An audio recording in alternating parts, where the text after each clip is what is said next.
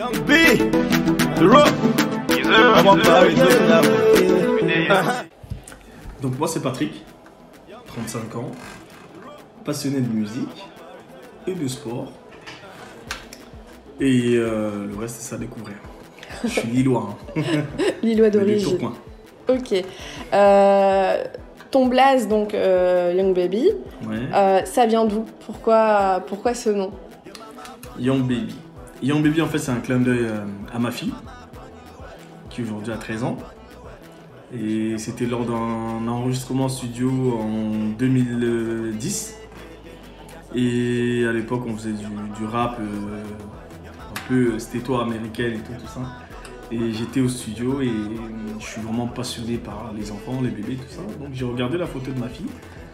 Là, j'ai vu Young Baby et j'ai décidé de m'appeler Young Baby. Et depuis ce jour-là, j'ai gardé ce nom, en hommage à ma fille. Alors par rapport à cette création de blaze, comment elle le vit ta fille aujourd'hui? Est-ce que c'est un honneur pour elle? Est-ce qu'elle a été touchée par cette attention? Bah, les enfants aujourd'hui, hein, 2021, elle sait que c'est en rapport avec elle, mais on n'en a jamais parlé. Mais elle est très réservée. Je sais qu'au fond d'elle, elle aime bien et elle est fière de cette petite dédicace, parce qu'un deuil. Mais on n'en parle pas. Ça reste vraiment dans le cœur. D'où est venue cette envie de chanter et d'où tu puisses toutes ces influences musicales? Alors, moi personnellement, je suis pas. La musique, ça n'a jamais été mon délire, hein, la passion, tout ça. Moi, j'étais à fond dans le sport, le foot en priorité. Et un jour, c'était à Paris, à Nanterre, parce que j'ai grandi là-bas. Et j'avais des amis qui étaient à la maison et qui faisaient de la musique. Donc j'ai vu, ils avaient branché un ordinateur, à l'époque des PC, les gros ordinateurs, au salon avec un logiciel qui s'appelait Audacity, avec un petit micro acheté à la Fnac à 10 € et je les ai vus enregistrer. Donc ils ont téléchargé des instrus, ils se sont mis à enregistrer. Je me suis dit, waouh, c'est génial! Donc ils peuvent faire du son avec ce petit truc. Et je me suis dit, moi aussi je vais me lancer. Et c'est comme ça que je me suis lancé, c'était avec mon meilleur pote, et voilà ce que ça donne aujourd'hui. Sympa. Et de ce fait, tu as commencé à quel âge à vraiment chanter? Est-ce que tu écris? Est-ce que tu te fais coacher? Est-ce qu'il y a des gens qui t'aident au quotidien dans cette démarche musicale? Alors, personnellement, quand j'ai commencé la musique, c'était parce que c'était un délire vraiment. Et donc c'est un délire, c'est pas une passion. Et au fil du temps, je me suis amélioré. Parce que je me suis écouté, j'ai vu d'autres autour de moi avancer. Je me suis dit, je vais copier, mais j'ai toujours fait mes sons. J'écris tout seul en fait. J'écris seul, tout ce que je fais, je suis indépendant hein, d'ailleurs. Mais j'évolue bien et de temps en temps, j'ai des cousins à moi ou de la famille très proche qui me donnent quelques petits conseils ou quelques petites notes à rajouter, mais sinon je fais tout seul. Ok, et du coup tes influences, tout ça, est-ce que tu as quelqu'un, un modèle que tu suis? J'en ai plusieurs. Oui. J'en ai plusieurs. Étant donné que j'ai commencé dans le rap, vraiment l'afro-trap, le rap et tout, bah, j'étais influencé par La Fouine, Booba, donc les rappeurs à l'époque, hein, 50 Cent, tout ça, parce que c'est côté américain.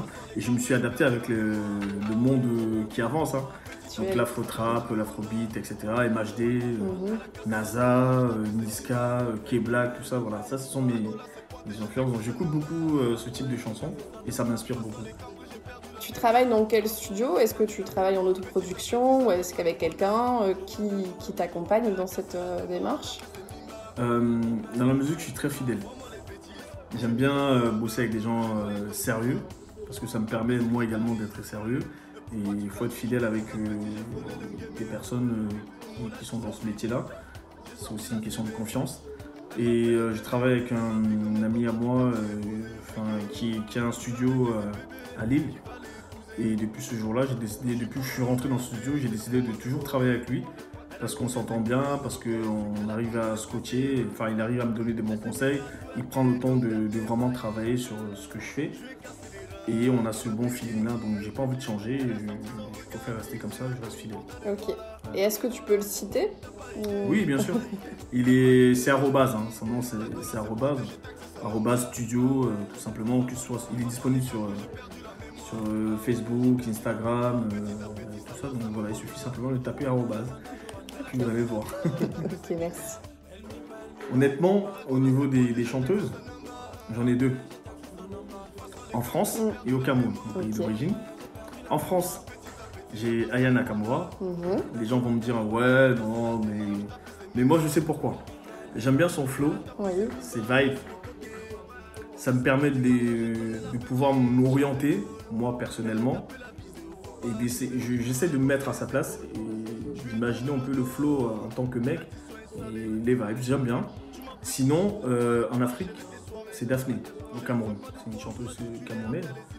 Et voilà, ce sont mes vrais modèles au niveau d'inspiration. Ah, moi, c'est Daphné, Jusqu'à la gare. Le titre, c'est Jusqu'à la gare. C'est un son où elle parle de love, où elle dit à son mec, toi et moi, c'est jusqu'à la gare. Donc, c'est juste que... Ok, jusqu'à la gare. Jusqu'à la gare, on se lâche pas en fait. Okay. Donc, on s'aime, ton pied, mon pied, comme on dit. C'est-à-dire que partout où tu vas, moi, je serai là. Et moi, c'est ce titre-là qui m'a marqué.